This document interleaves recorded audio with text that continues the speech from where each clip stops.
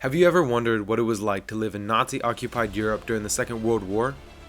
In this video, we will delve into the horrific execution of Nazi Commander Helmuth Kampfe and explore the details of how he met his end.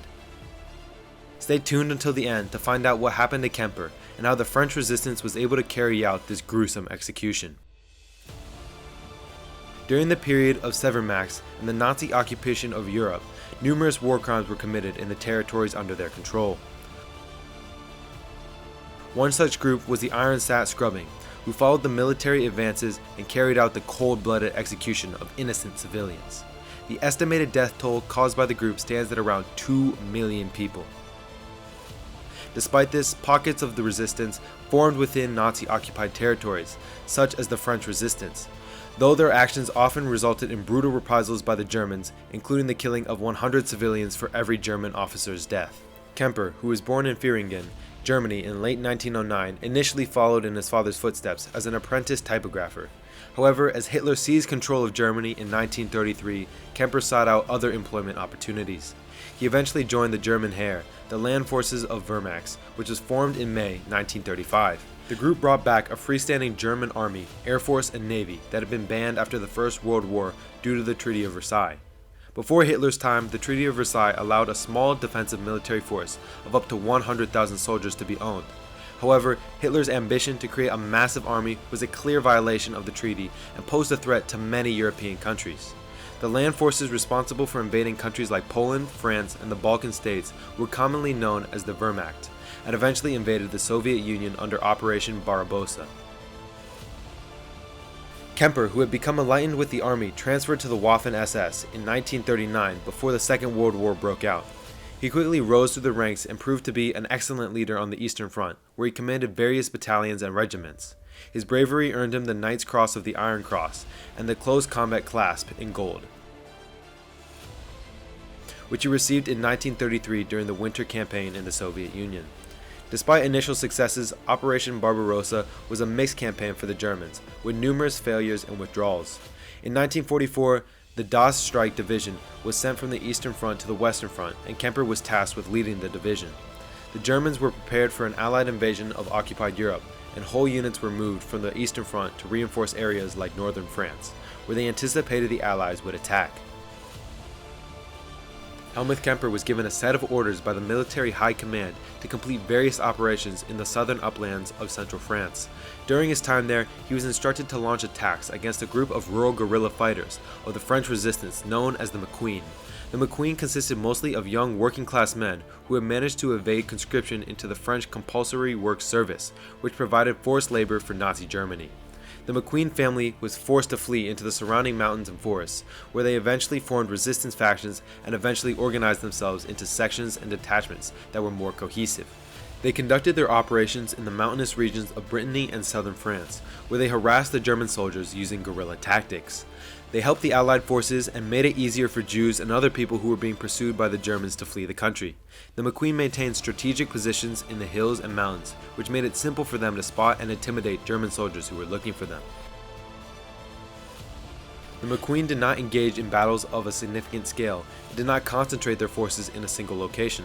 They relied on guerrilla tactics and at first used revolvers and hunting rifles as their primary weapons, but over time they upgraded to more effective firearms such as a STEM machine gun.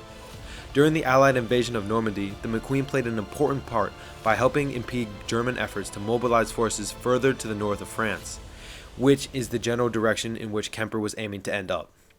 They were informed of D-Day through coded messages broadcast by BBC radio, while the French resistance in the McQueen rose up against the Nazis in large numbers.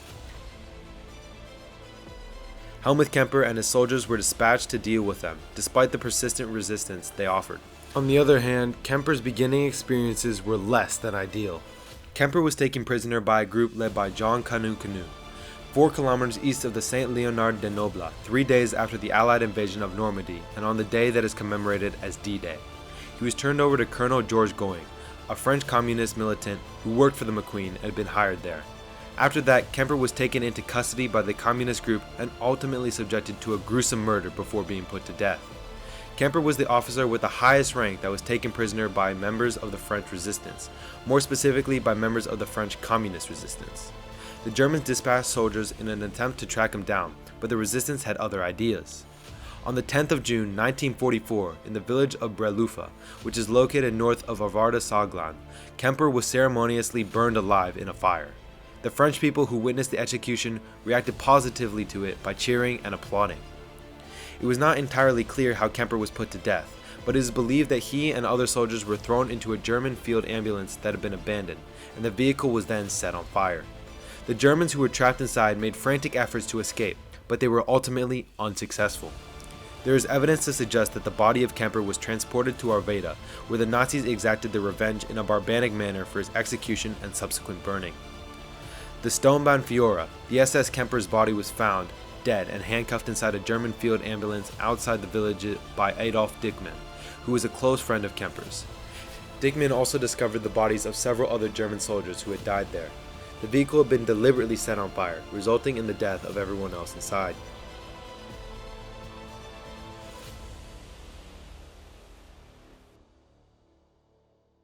When the SS officer saw his friend's dead body, he gave the order to destroy the village and kill any civilians they came across. He also ordered his men to kill his friend. The officers then began shooting any residents that they found and led the men to 6 barns and sheds while locking the women and children inside a church. The shooting continued until all of the residents had been eliminated. During the process of looting the village, a man was found in one of the barns and was shot in the legs, rendering him unable to move before the barn was set on fire, which resulted in the deaths of 190 French soldiers. The incendiary bomb that was placed next to the church by the SS officers and then set ablaze was the first step in the subsequent attack on the church.